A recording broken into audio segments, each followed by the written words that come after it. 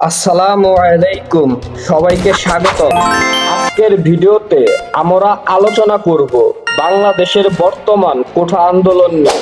চলুন শুরু করি। এই কোঠা আন্দোলনের 5টা সেক্টর নিয়ে আজকে আলোচনা করব। চলুন প্রথম সেক্টর দিয়ে শুরু করা যাক। কোঠা পদ্ধতির পরিচয়। প্রথমে আমরা জানব কোঠা পদ্ধতি কি। বাংলাদেশের সরকারি চাকরির ক্ষেত্রে একটি নির্দিষ্ট সংখ্যক পদ সংরক্ষিত থাকে বিশেষ কিছু গোষ্ঠীর জন্য, যেমন মুক্তিযোদ্ধার কোঠা, নারী কোঠা এবং ক্ষুদ্র গোষ্ঠীর কোঠা। এর মূল উদ্দেশ্য ছিল সুবিধা বঞ্চিত গোষ্ঠীগুলোর উন্নয়ন নিশ্চিত করা।